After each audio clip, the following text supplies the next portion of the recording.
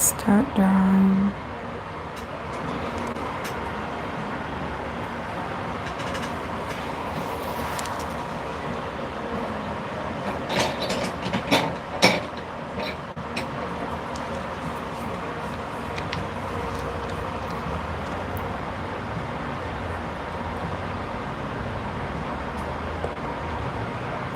Okay.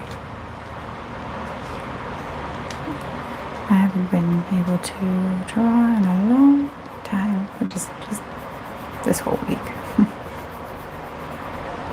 But I am back. We're gonna get right into it.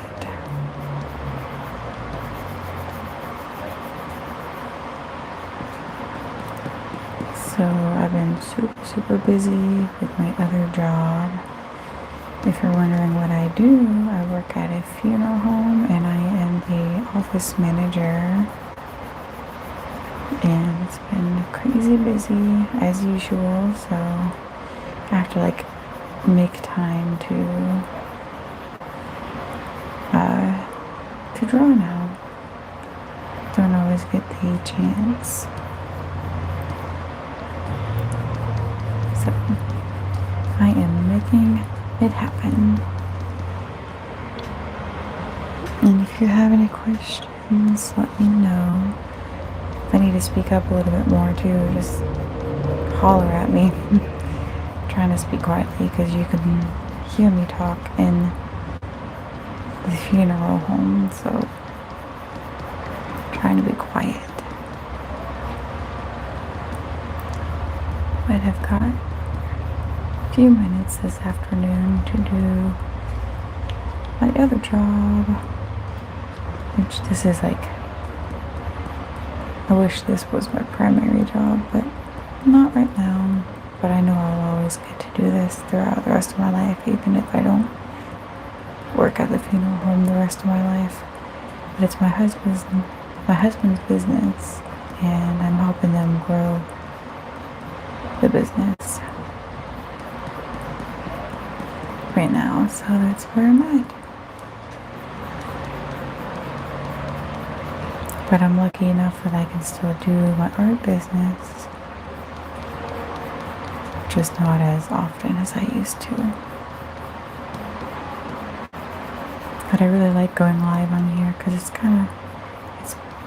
fun to interact with others, and it's like a virtual way of, watching me in my studio.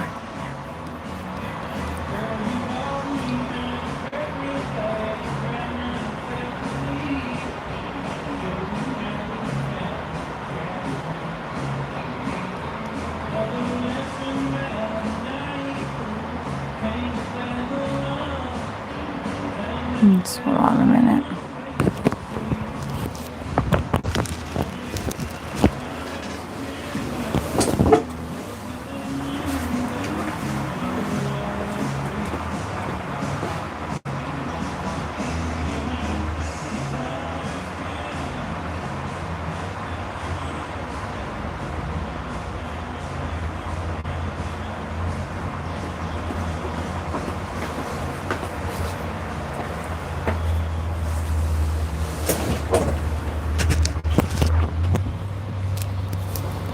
Sorry about that, I'm back.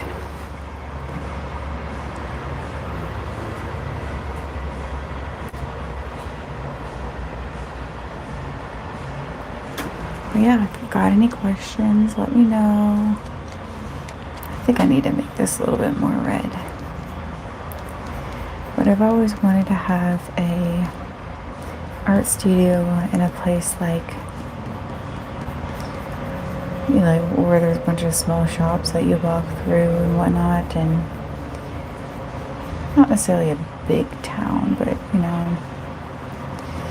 little more countryside, but more touristy in a way. If y'all have been to Gatlinburg, Tennessee, that's pretty much what I mean. And I have my studio set up right by the window so that you can watch me at the window. and also come in and watch me draw.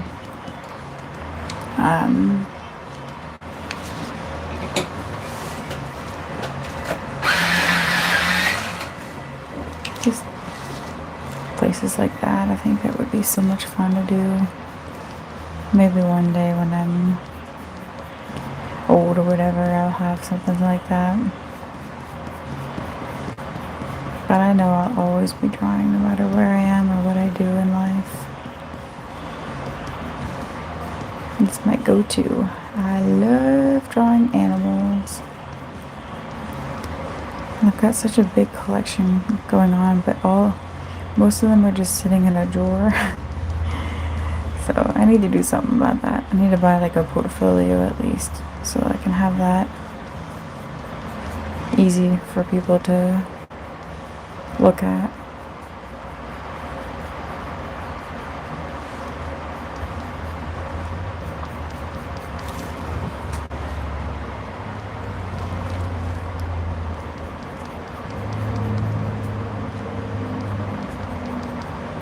I just think it's a lot of fun getting to share my work in this way, where it's live.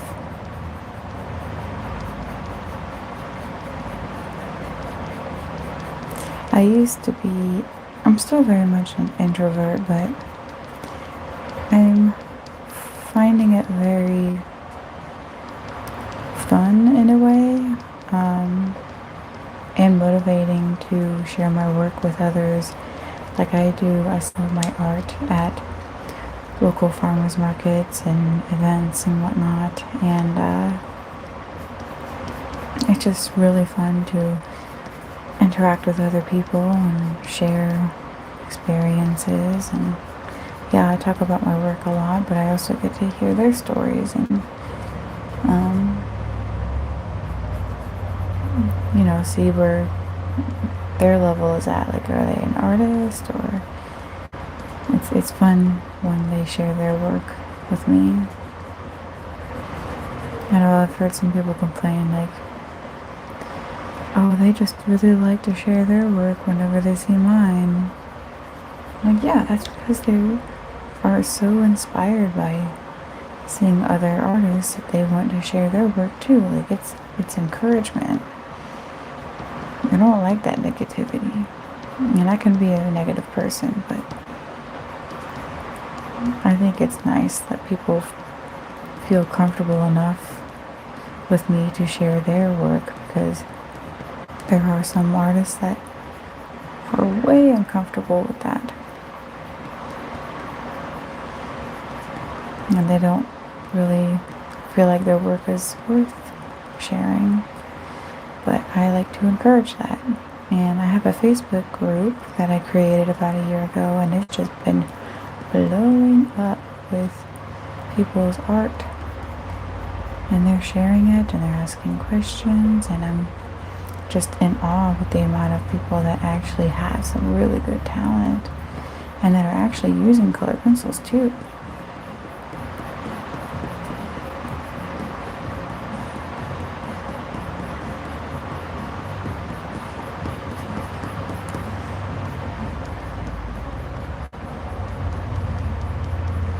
But right now, it's all about just building up the layers and drawing haphazardly, kind of. This hair is definitely interesting, to say the least. But I like to keep a set of pencils in my left hand as I am drawing. That way I can go back and forth. And you know, one thing that people don't really talk about when they're running their own business is that you are constantly repeating yourself. Constantly. And I used to hate that. I used to be like, feel like kind of a salesy or a scam or whatever by just repeating myself over and over. But that new person doesn't know a single thing about you. So you kind of have to just say the same thing. But you know, the benefit of saying the same thing over and over is that you can say it differently. You can also become really good at it, like become confident in yourself and what you're saying, because the more you practice whatever it is, the more you talk, the more you do a thing, the more confident you end up being. Like, I think confidence ends up ultimately becoming, you become confident through experience, through doing that thing. It's not something that you just automatically have or force either. It's through practice of whatever it is. So I've become confident in socializing with others and connecting with other artists because they see my work and then they want to share it with me. And then, if they ask me for critique or whatever, I think I'm pretty confident in being able to do that because I also have had classes that I teach. Now it's all just a big old life experience. Sorry about that. I don't know what happened there. Let me get back to... Alright, can you see that? Okay. Yep.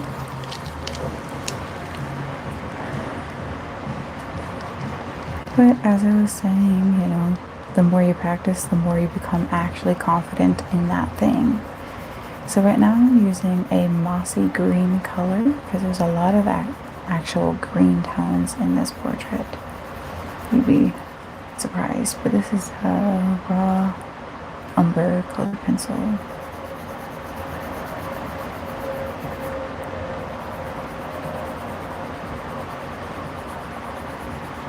And if you're wondering why I'm speaking so softly, it's because I have to work at my other job. And I don't have very much open space. Closed space, why am I saying open space?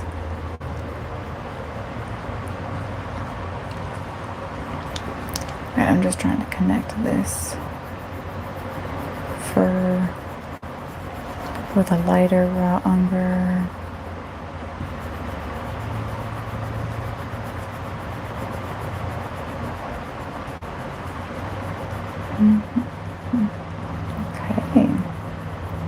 Okay, it's getting there. I think I need to add more orange tones.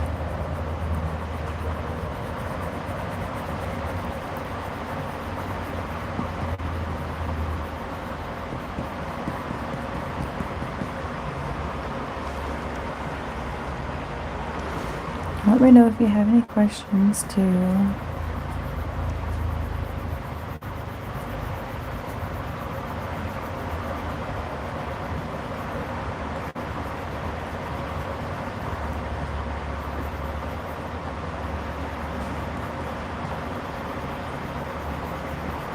I want this one to look really good because there were some that I rush and I can tell that it's been rushed. Not everybody can tell, but I can tell, and that bothers me.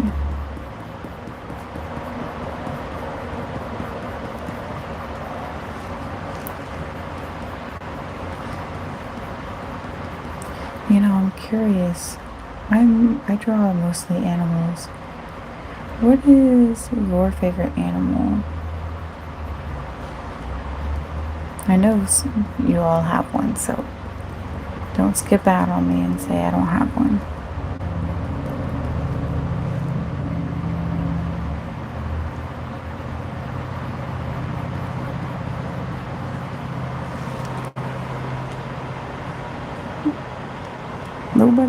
Nobody has a favorite animal?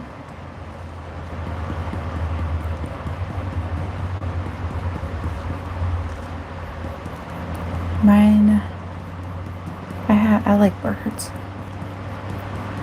Most like local birds especially, but my favorite would be like the mockingbird, mostly because of their personality. But yeah, they're very headstrong birds. I love watching them go, and after other birds that are trying to get at their nest, and they're just like these little beasts.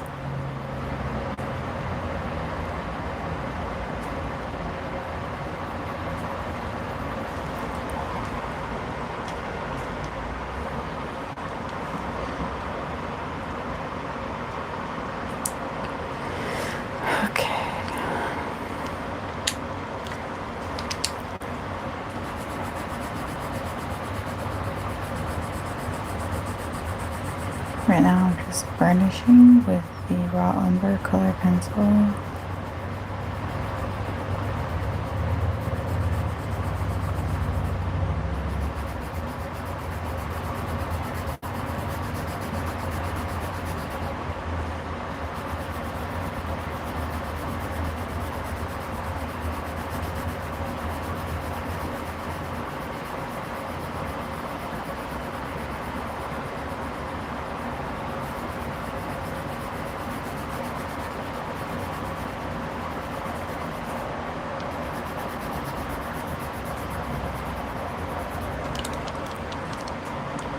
I need to add,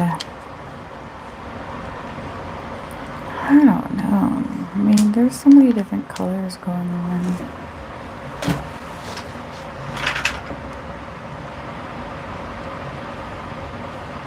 I'm missing some colors.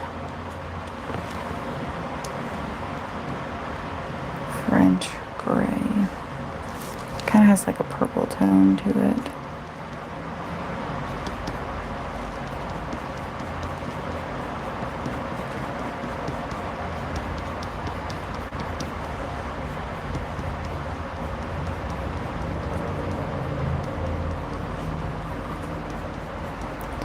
So groundhog was a very highly requested animal to draw.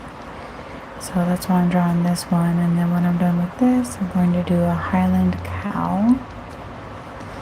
I have not had very much time to be able to do pet portraits this year, and it's been really tough, not just financially, but mentally too, because I really love drawing, and I like working with clients and drawing their pets. So it's just been a little rough this year, but it won't always be that way. I know we'll end up, I can get back into it at any point in time. Start advertising more.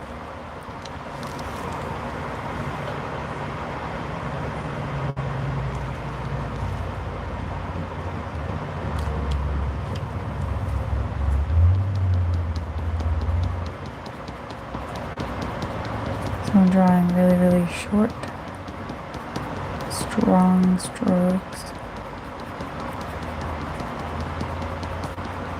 You'll see how this goes.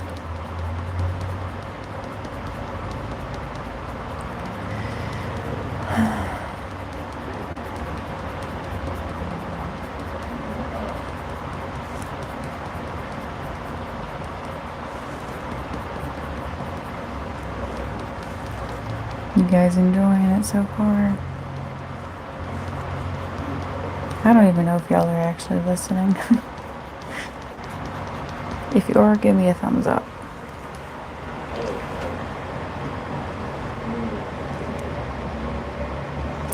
Thank you for the comment. Yes, it is a really cute one.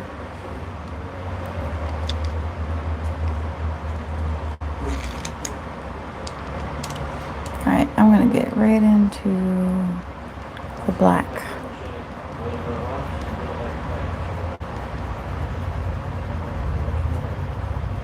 I don't always use the black color pencil till closer towards the end, mostly because it's such a flat color that I don't want it to be the main priority, since you cannot really add much detail after drawing with black. But you also don't want it to be like the very last thing you do, because then you can't draw that get that saturated look. So here I'm going to work on the claws. This is what you call it.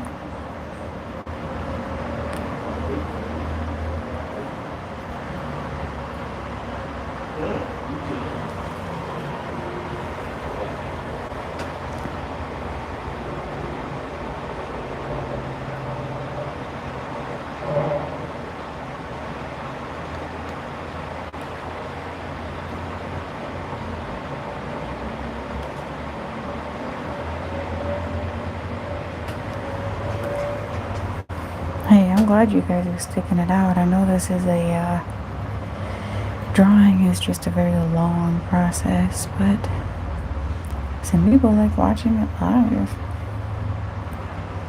which makes me happy.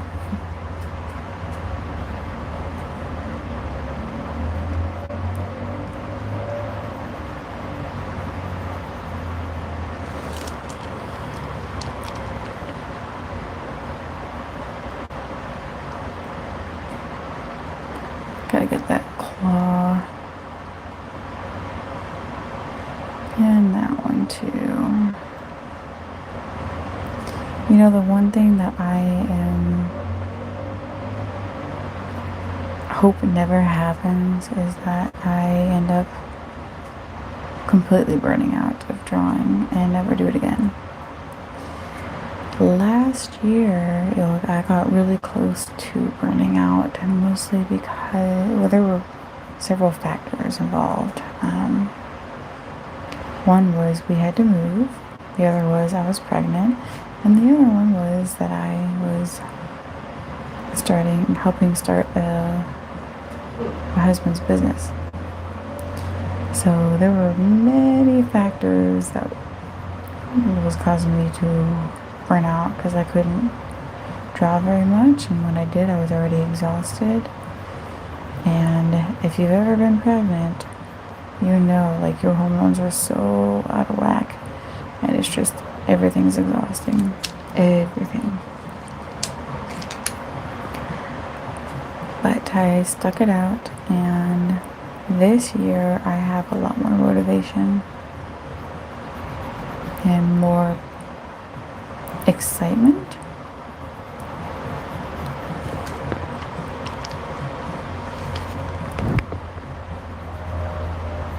So I'm drawing more technically, or I'm enjoying drawing more, because I drew about the same amount, only because it's just been so busy this year too that it's been hard to do it more often.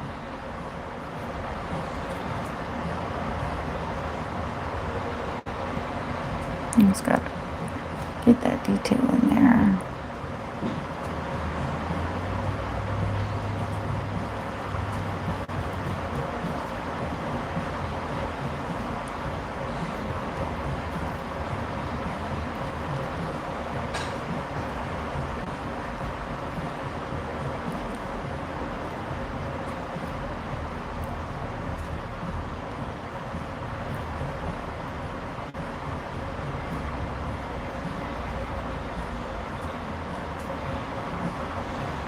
Okay.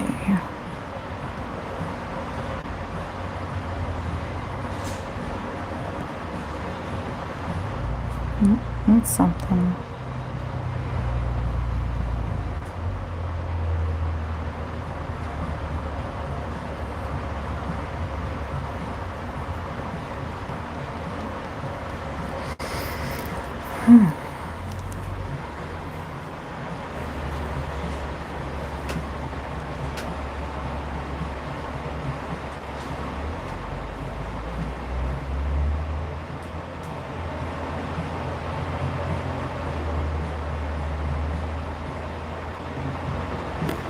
Yeah, burnout is very, very real. And I think it happens to everybody. But I think what's really important is the decision you make when it does happen to you, of not giving up too soon. Like, there are some things that, if you're pushing yourself too hard and, or not even too hard, but like you're just kind of drowning in whatever it is, and it's just like not beneficial to continue for yourself. Yeah, you should probably stop doing that thing. But I think if you just kind of give it time,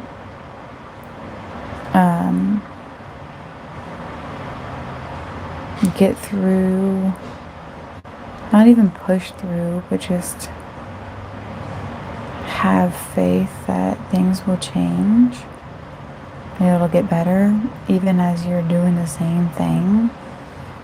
Just maybe prioritize your health a little bit more, but still continue doing that thing. Like for me, I knew that my health was just way out of whack. A lot of things were out of whack, and so I prioritized my health a little bit more, and it takes time even after starting to prioritize my health. It wasn't a quick fix, but over time I started to feel less depressed and less burned out.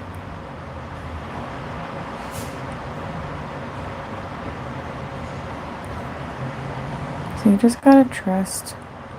I'm not super religious, but I am starting to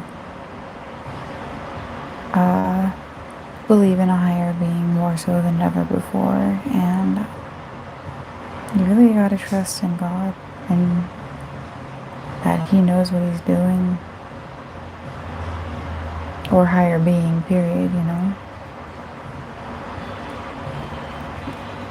that higher being has your back no matter what, and you will always have whatever circumstance you're in, you can handle it no matter what, because God or that higher being will never give you something that you cannot handle at all, period.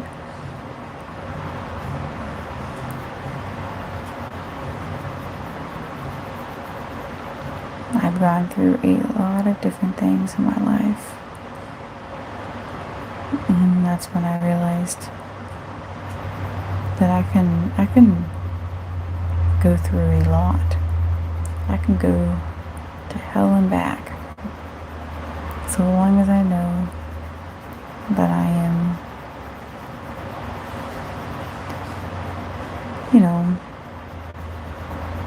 being protected, but also as long as I know that there's a higher being out there.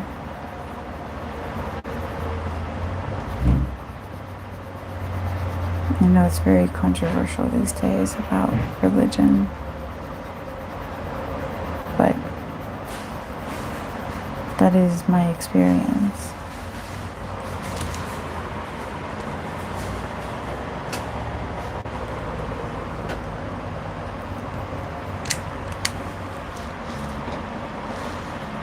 And I'll bet there's a lot of other people that have very similar experience, gone through hell and back, and you put your faith into something, and it's not a knowledge knowing, but an experience knowing that there is something out there that is protecting us.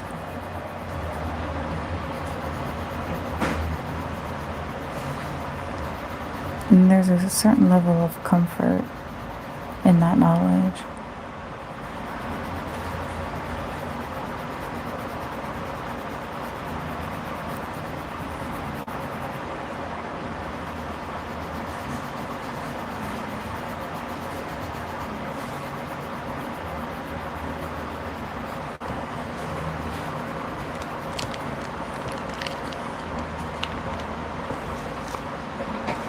I'm gonna add some blue in here now. Yes, it looks really weird right now, but just trust the process. you'll see it'll start to look different in a little bit.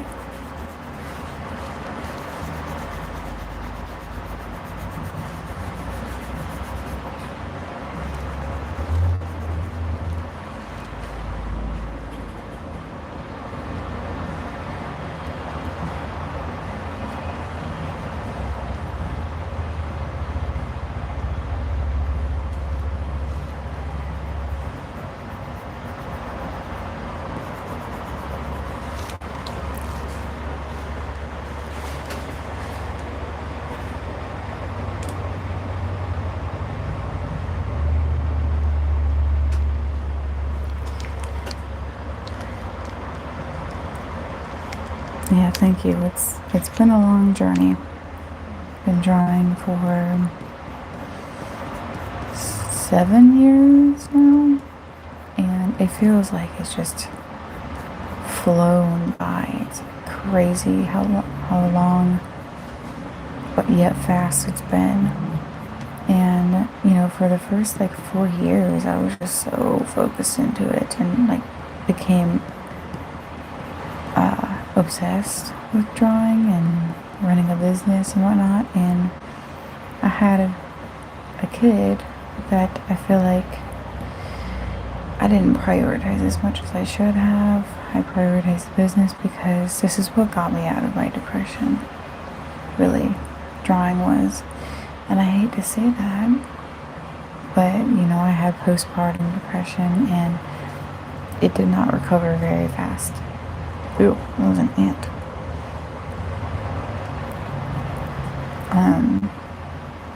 This is what got me out of it. And I'm telling you, it took me years to get out of depression. And even then, I think I still really was kind of in a depression. But then I got pregnant again, and we had to move, and I was homeless for a good period of time during and after being pregnant for the second time. And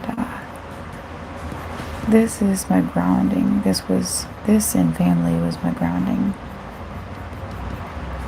But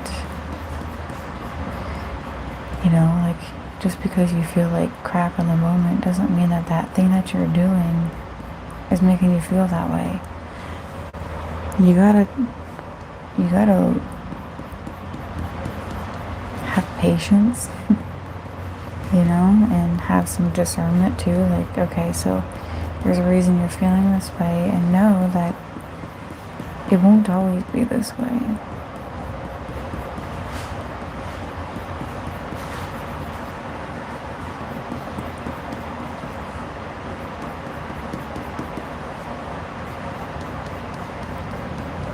But really, drawing has just been it's been like my therapy for me. And I've been through a lot of different therapists in my life, so I can say that with confidence.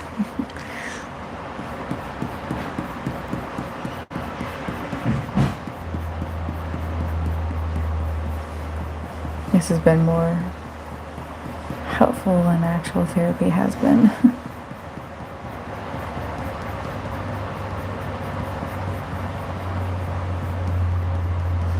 I had thought about, I think you can get certified for it, but becoming a licensed art therapist. Maybe not necessarily licensed. Any dark chocolate? Check in the cabinet up above on the left in that bag.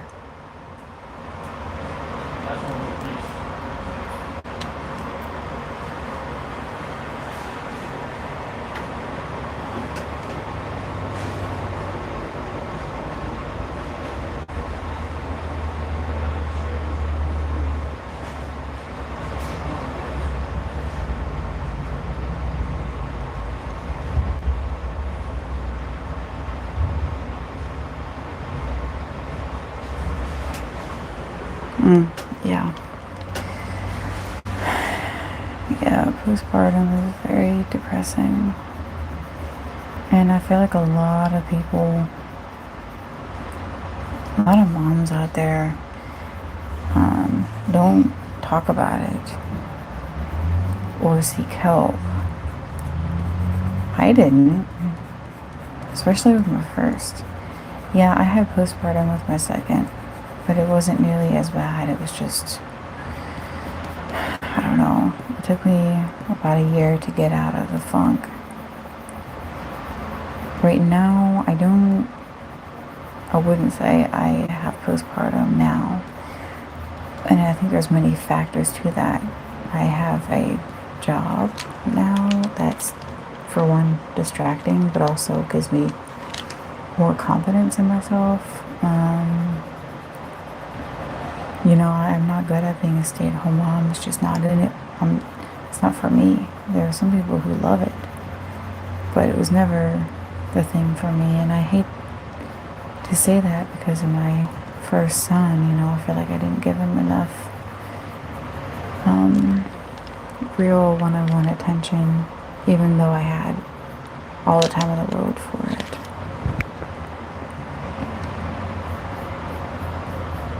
I focused on other things, thinking that it would, being a little bit more selfish in a way, but I don't know. Everybody's got some sort of story that's has regrets and whatnot. And I'm not very comfortable talking about details of my life.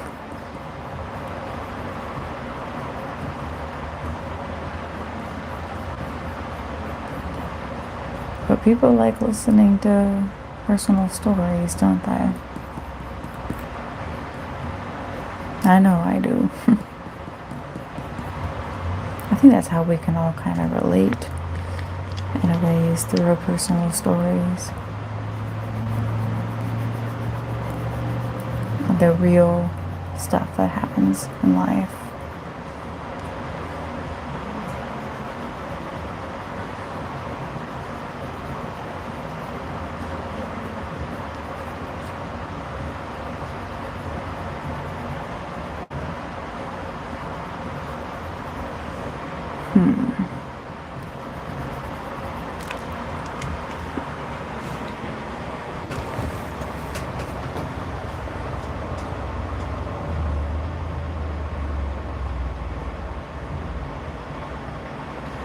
Yeah, that is very true.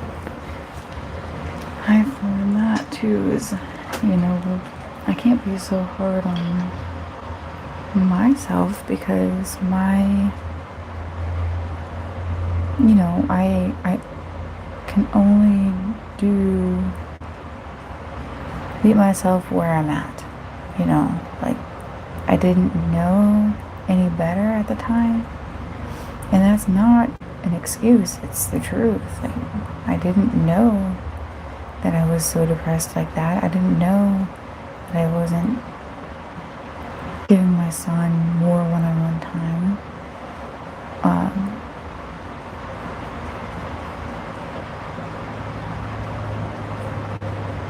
And then, by the time I realized that I was spending more time with drawing and being addicted to this, not so much the family, it was not necessarily too late, but, my son was older, and so those key first few years was just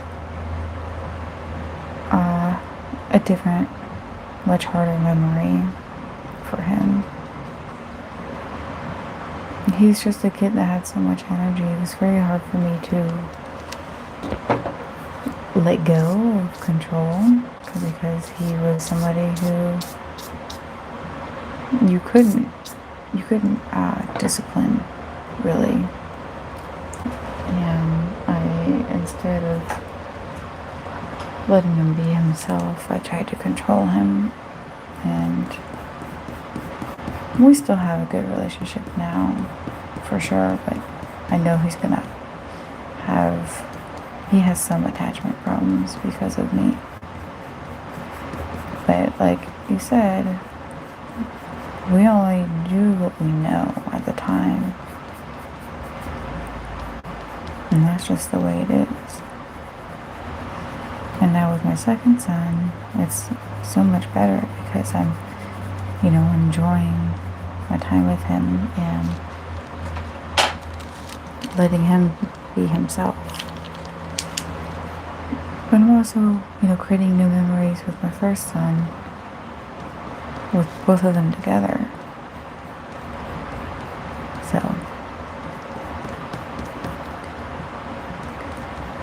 I definitely am a believer of everything happens for a reason. And, good things and bad things are all very opinion based. Or objective, I guess would be the word. So whereas I perceive something as bad, maybe my son saw something as good. And vice versa. You never know. You don't know until you talk to that person.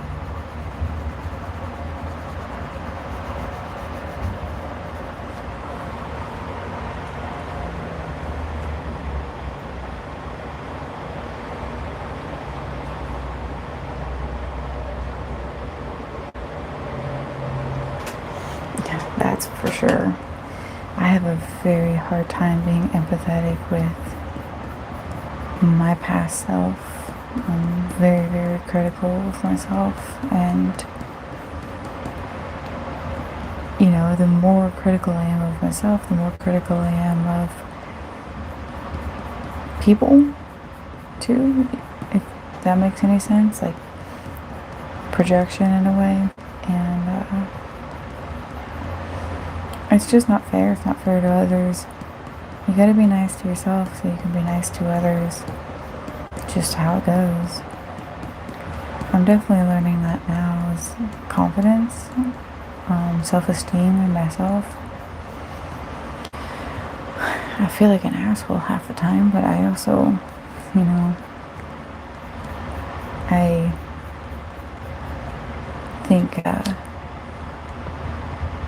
I'm learning to be more okay with who I am. We were all born with certain personality types and certain habits and characteristics that just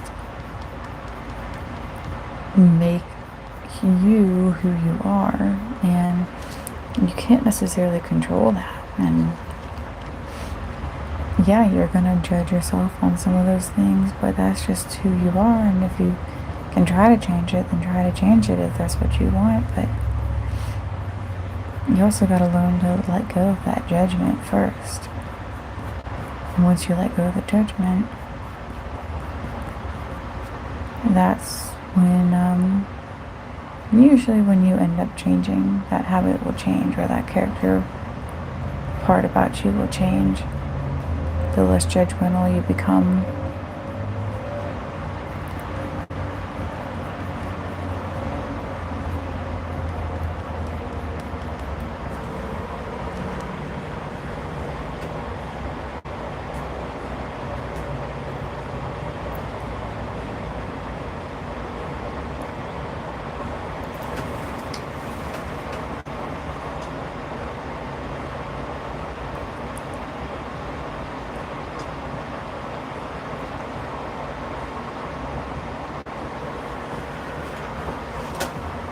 Yeah, that is true. You don't know what somebody's going through, but what's crazy is that we all have similar experiences at the same time. Somebody will open up to me about their lifelong experiences, and even though I may not have had those exact experiences, I can still have empathy for them and know that all pain and suffering, I hate to say it, but it is up to you and your choice, but a lot of the pain and suffering leads you to growth in a way. It leads you to change. And life is just a series of pain and suffering. but not entirely, you know what I mean? Like, it is a matter of perspective. You can either take it as real, true pain and suffering, or see it as an opportunity for growth.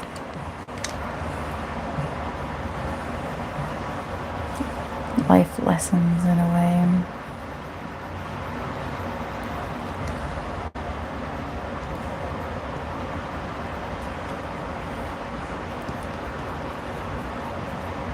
But, you know, living here on Earth is just very hard, to say the least.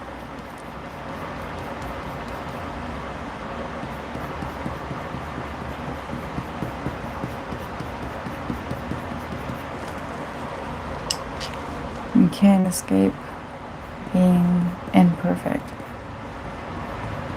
Can't escape being a human being. And that's how I kind of like tie that into my drawings too, is in the classes that I teach and in my videos on YouTube. I really try to emphasize, look, I'm not a photorealistic artist, I'm just a realistic artist, and what that entails is imperfection and being okay with that imperfection. Quit judging yourself so much. And I literally could be speaking to myself right now. You know? You are your own biggest critic.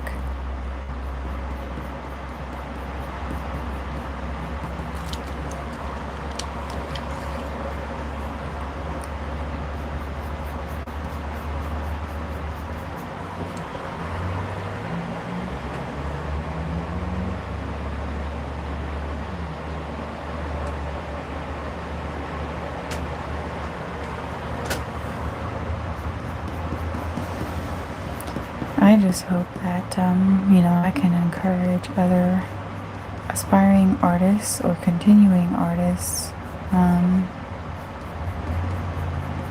to keep going, keep trying it, because I think through my drawings I have learned to not be so judgmental on myself and like go a little bit more, be a little less perfect. For like the first 4 years, I was striving so hard to be more perfect.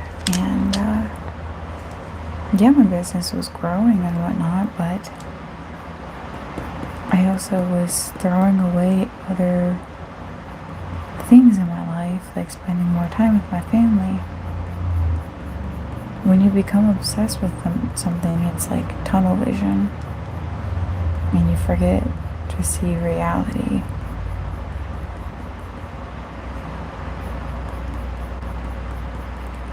So, moral of the story, don't become obsessed with anything. Just kind of let it be there and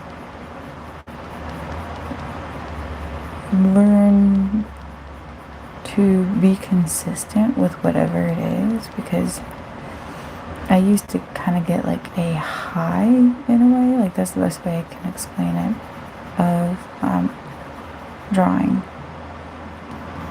Not during the process per se, but afterwards. A high of like people's responses and the money coming in and blah blah blah.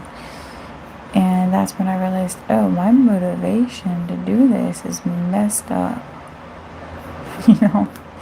So I started to focus more on, okay, my motivation for drawing pet portraits is for the people. You know, I want to create something that is meaningful for that client, because they're asking me to draw their personal loved one, and I should be honored that they chose me. And I want to replicate that personality, that pet's personality, as best as possible, and make it meaningful for that person, instead of, oh, more money, more attention, you know. So I changed my motivation on that a couple years ago, and then motivation for, selling art prints and stuff, it's changed over time because now we rely on the funds. It's become a real job, and at first I was like, I don't want it to become a job. I want it to be something that's fun. But you know what? I found it to still be fun and it's still a job at the same time. And I enjoy the process of drawing way more now than ever before. And that will never change. I love drawing and I love sharing my art too, because I get to talk to other people about something that I enjoy, and they get to talk to me about, something that they can relate with too. A lot of artists like to share their work afterwards, after seeing mine. It's fun. So I try not to, make it where I take it too seriously.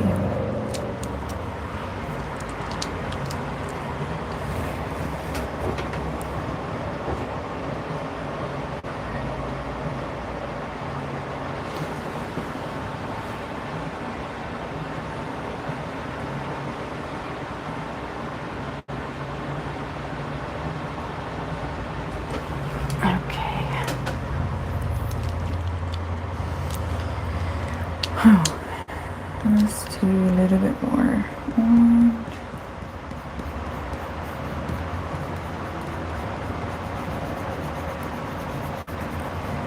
I do a lot of orange in the reference image, but I don't want it to be too crazy ridiculous. Just enough.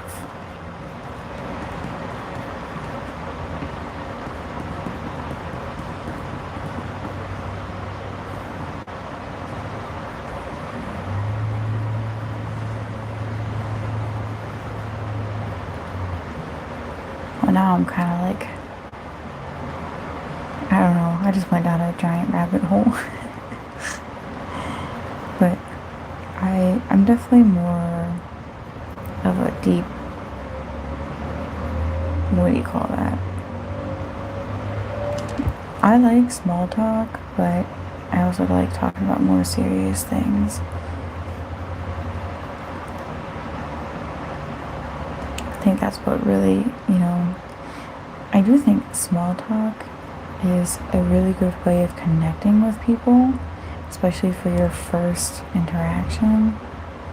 But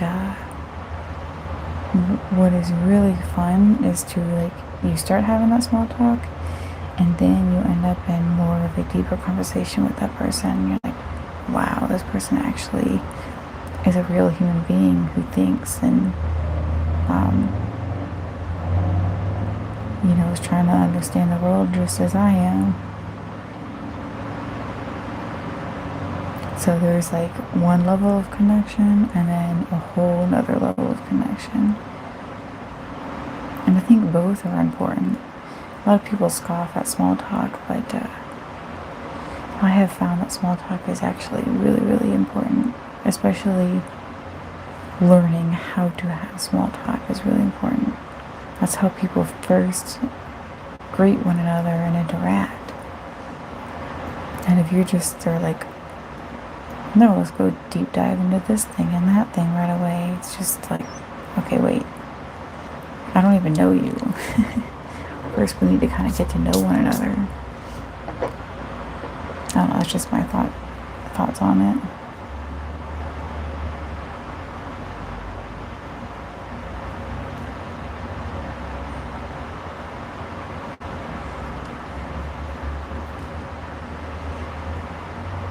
These claws are not looking the way I want them to. That's okay.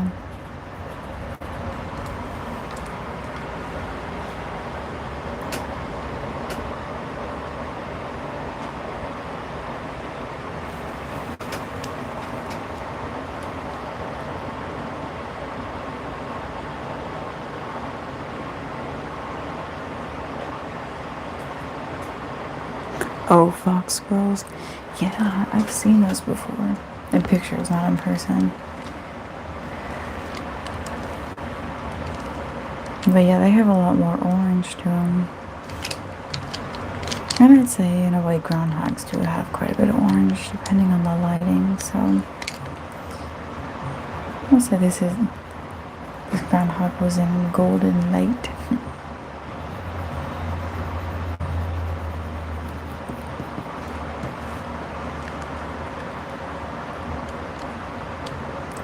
Okay. Now I kind of want to get down to this side a little bit.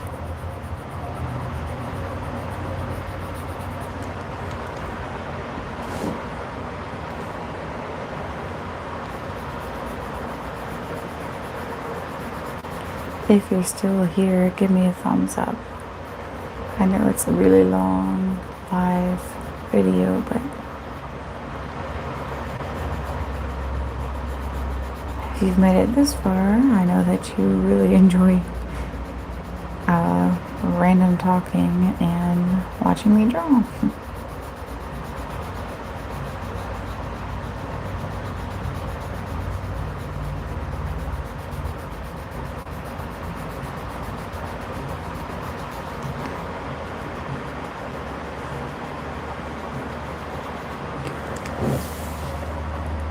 Whoa, what is that?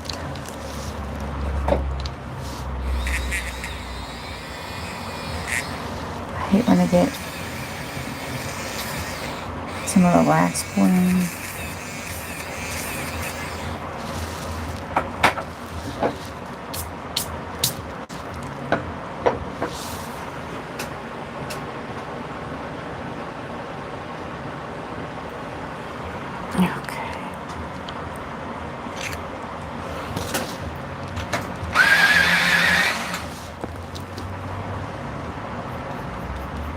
So I'm going to do some sporadic hairs.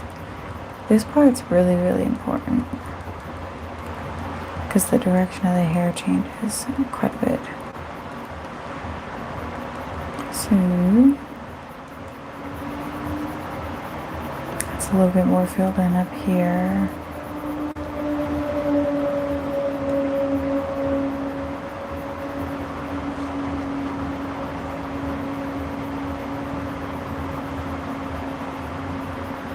Okay.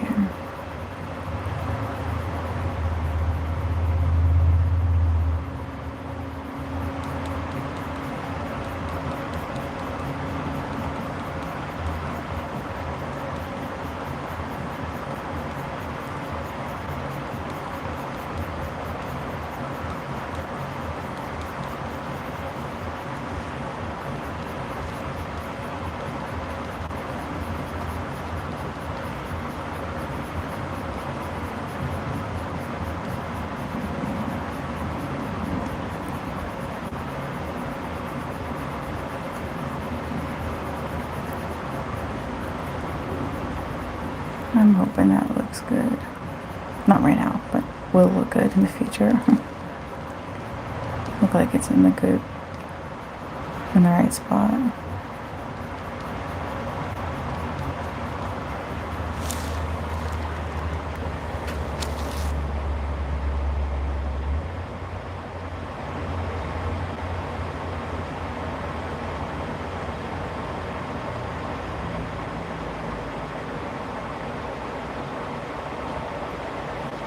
Oh, good. I'm glad it's kind of giving you a break from all the fast-paced stuff. Like I get on YouTube and I'm just, lately I've had this like itch to find something really, really good that gets me so absorbed into it, like on YouTube or like a story or something that's actually real, not just some fantasy stuff that I get so heavily involved in when I'm just, I don't know, maybe check out for a little bit and listen to it. But I am having a hard time. There's so many things out there that are conspiracy theories or like people talking on podcasts and stuff that are just they're just talking out their ass a lot of the time. Or they're using ChatGPT to create their videos, and I can tell immediately because I use ChatGPT myself for a lot of things, so I already know the AI language very well. So as soon as I hear that somebody's using AI, I'm just completely disgusted and turn it off. I can't handle it. If they're using it with the real voice, can't handle it. If they're using it with some AI voice, even more so, I can't handle it. I'm just tired of it. I want some real, actual content. And it's hard to come by. And I've noticed too, like, I just become overstimulated by a lot of the content, especially YouTube shorts, because I don't get on TikTok. It's too much for me to handle. But with like YouTube shorts, it's already a lot. So I'm just not. And I'll still do it just to check out sometimes. I'm like, okay, I'm gonna get on, watch some shorts here and check out, but I'm doing it with intention of that. And then later on, I'm like, why did I do that? Because now I feel like crap. But even like the long form videos, it's just, I think I have ADHD too, because I can't just sit down and study for a long time or sit down and read for a long time. I feel like I can't focus if I'm sitting. I have to be moving in order for me to focus. So sometimes what I'll do is we've got one of those stationary bikes, and I'll ride the bike and I'll study something or read something while I'm riding the bike, or just movement. I gotta be moving. So when I'm drawing, I'm like, okay, I have to sit down though. I can't be moving while I'm drawing. But I think the actual focusing on this and the movements of my hand and stuff help keep me more still than I ever could be. In my actual job, I'm the office manager at a funeral home, so,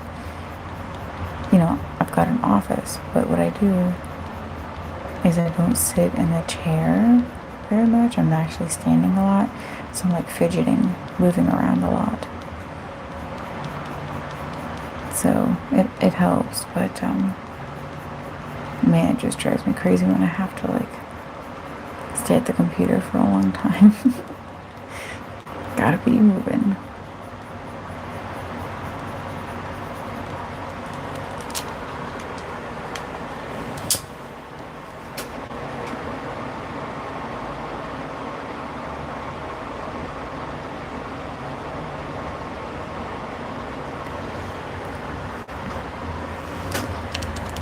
Yeah, unfortunately, I like conspiracy theories. But I really just wish there was some more content that was like real. There's only one or two channels that I know of that they are story based, and then they end up being real, like true crime kind of things. So I like a lot of those because they're actually real. But there's just so much content out there. It's really overwhelming.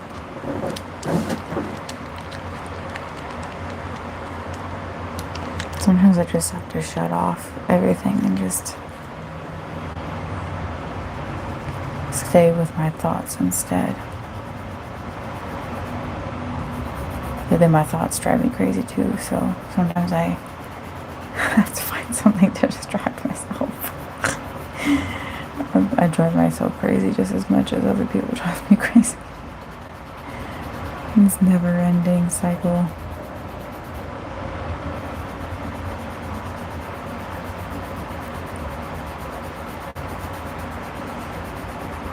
And I think to myself, will it ever just stop? Will my mind just stop talking? There are some people that don't even have thoughts in their head. That they don't have like dialogue in their head. I'm like, that's not fair. I wish I didn't have dialogue in my head. That'd be so nice. Especially when I'm trying to focus on something like reading a book or studying or whatever.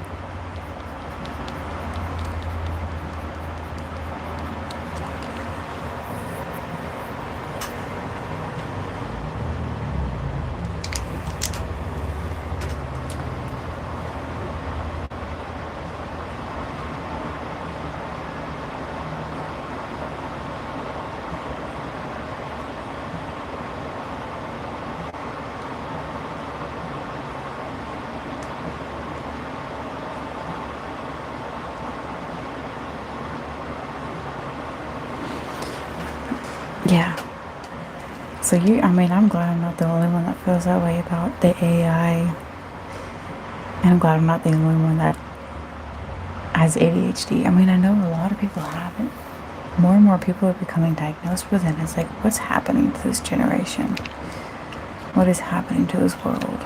Because it's just, we have a lot more diagnosis of like autism and ADHD, and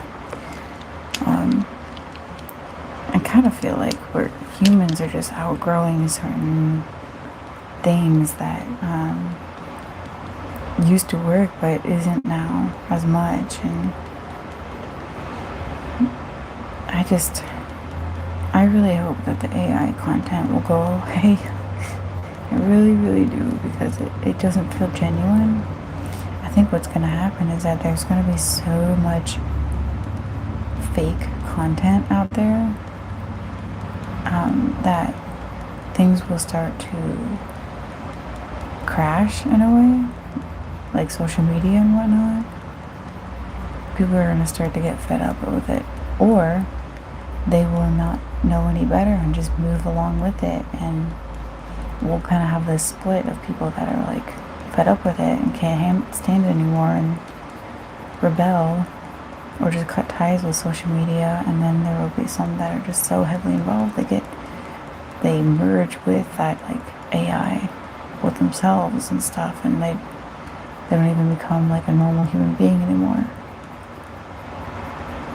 I hope I never get involved in that. I can't even stand the fake stuff online anyway. Some people can. Some people can't even tell that it's AI, which is sad. They start believing in this stuff that AI is spewing, and I'm like, do you not realize that that's a computer? It's not even a human being saying that stuff. Why would you trust a computer and talking about humanity and whatnot?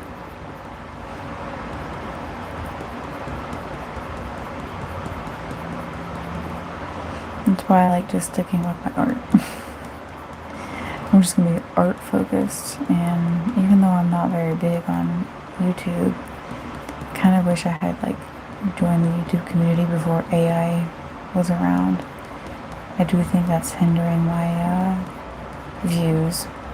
People probably think that this is AI generated, and I know that because some people have told me that before already. They think it's a photograph or it's AI art. I'm like, are you fucking kidding me? Kind of get insulted when they say AI, but I don't get insulted when they think it's a photograph, because I can understand that. But AI, for real?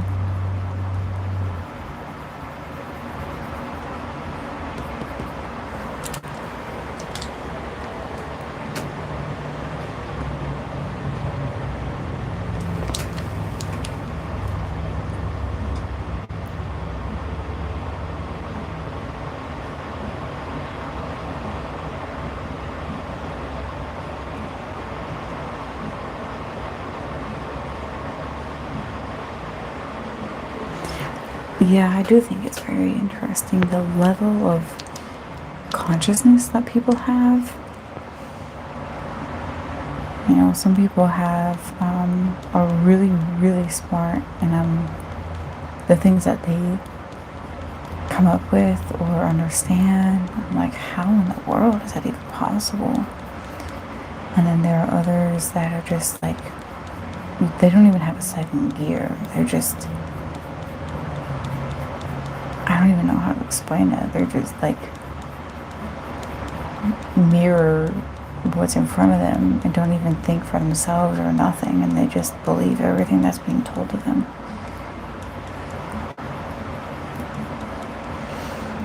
And in a way, I was kind of like one of those people where it just mirrored a lot of the time, just like survived. And that's what it felt like, was I was just surviving, and that was it. And as I've gotten older and had a lot more experience, and just life happened to me in a way, I definitely feel like I see life in more color, if that makes any sense. Not like actual visually, but experientially. And I would never go back to that world of not thinking for myself ever.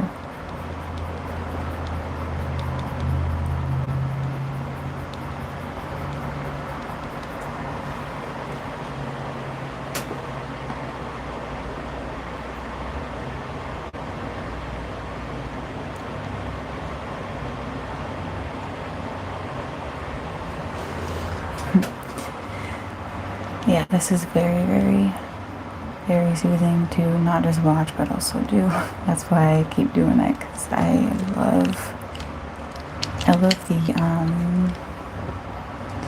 meditative state that I can get in when I'm drawing. It calms the ADHD in me, believe it or not. Like, there's not very much that actually calms me down. So I have to find things that do. It's interesting, because slower things like this, they calm me down if I force myself into those things. Like reading, I could probably read, but it's been so long since I've actually read a book that it would be really hard to get into it and for it to calm me down. But drawing is very similar, where it eases my mind a lot, and it's also something that's very satisfying, because it's something that I did myself, that I accomplished, that I'm proud of. I think it's really important to find something that you can be proud of in life, something that's creative in a way. Humans need to be creative, whatever it is. It doesn't have to be art specifically, but I think we were born here on Earth to be creative, to just express ourselves.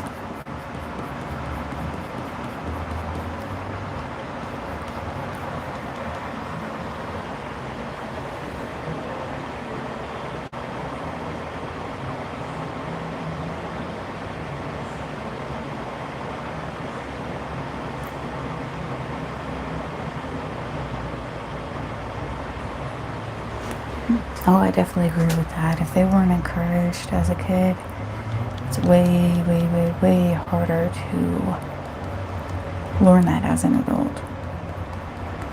And for me, I wasn't like 100% encouraged. My family was split, so my parents were divorced, and my dad remarried, but my mom didn't. And my mom was very neglectful of us. And then also like demanded a lot of things from us at the same time. But my stepmom, even though she was very militant, she also was very encouraging of me, because she saw how artistic I was already, and she wanted me to expand on that. So I'm really thankful for her giving me that encouragement of like, it's okay that you're not doing great in school as long as you try, and I can see that you have this potential in art, so that's what you need to, expand on and develop more, because she saw a talent in me, and I'm really thankful that she did encourage, even though she was like a nightmare to live with. But yeah, I think if it weren't for those small moments of her encouraging me, I probably wouldn't be here doing this. I'd be doing some other science field or whatever, because that's a lot of my family line are science-based, engineer-based. So definitely believe childhood has a very key role in your adult life and your choices.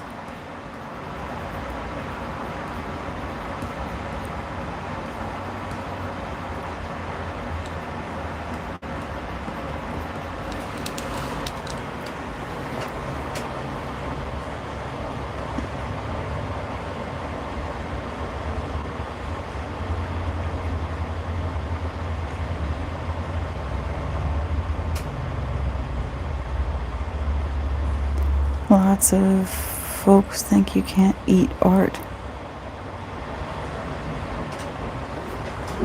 Well, if that's what you mean, yeah. There's all sorts of different types of art, I think.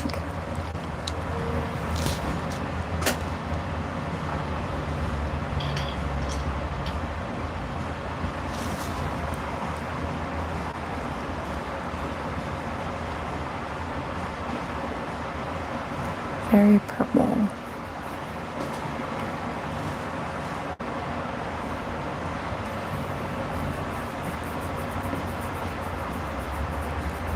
I think it's coming along pretty well. Now, usually when I add the mineral spirit oil, it gets really dark, but you can lighten it up if need be.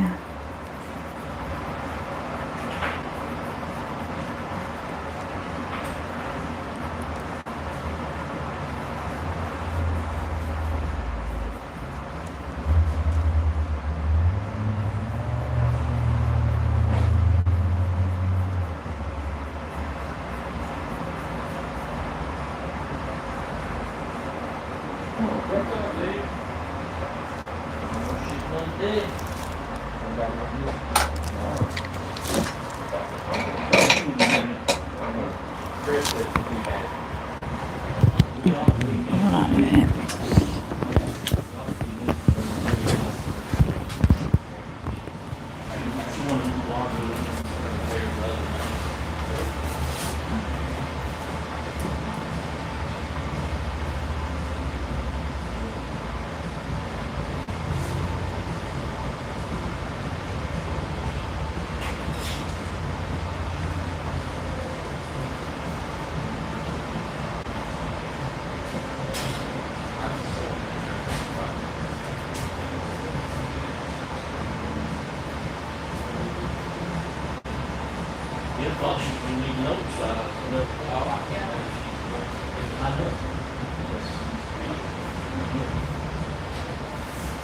Hey, buddy. Haven't seen you in a while. Donkey, that'll work 25. 25 minutes an hour. Go, yeah. Yeah. You get ready? Yeah.